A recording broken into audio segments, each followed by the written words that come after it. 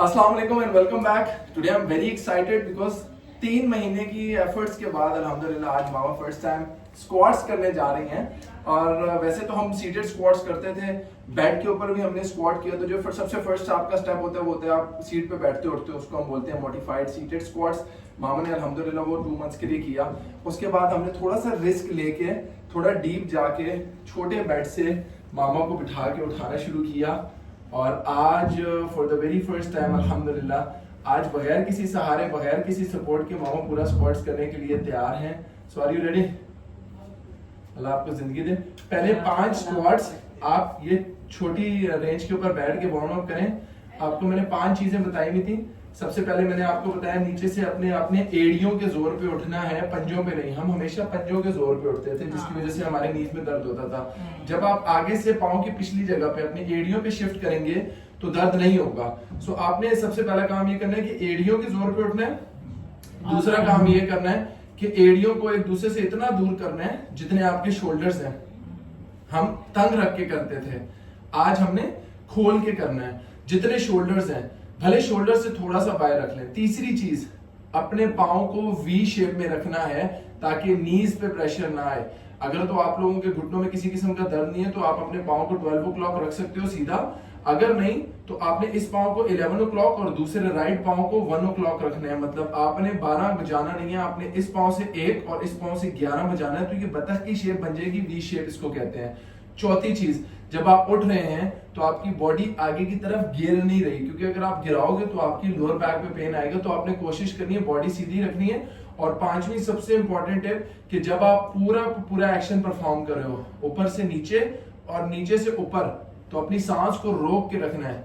मतलब ये अगर आपका स्टार्टिंग पॉइंट है तो यहाँ आपने नाक को अपनी रीढ़ की हड्डी के साथ खींचना है, ऐसे जैसे कोई पेट पे पंच कर रहा है।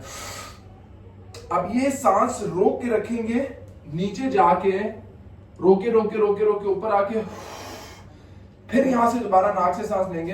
तो ये टिप अगर आप फॉलो करोगे तो आप अच्छे से कर सकते हो। स्टार्ट करते हैं इन्हीं पांचों के पांचों टिप्स के ऊपर मामा से स्टार्ट करते हैं। रेडी मामा, सेट गो।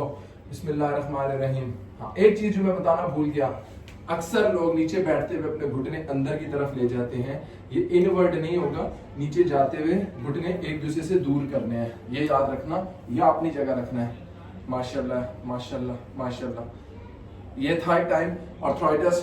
और आपको पता है फीमेल्स के अंदर जब मेनोपॉज होता है तो आपके एज के साथ साथ बॉडी लिगामेंट्स टेंडन्स वीक हो जाते हैं। So she could hardly walk and now she is doing squats. मामा अपनी एनर्जी को सेव रखें और आज फर्स्ट टाइम आप आ जाए मेरे पास, इधर आए। पहले मैनुअल स्क्वाट करके हम फर्स्ट टाइम जा रहे हैं। ज्यादा डीप नहीं जाएंगे, नॉर्मल जाएंगे जितना आप जा सकते हो, जितनी आपकी लिमिट है, क्योंकि ये फर्स्ट टाइम कर रही हैं।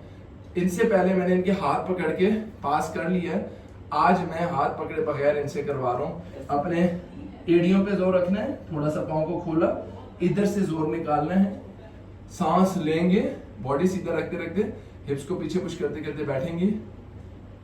1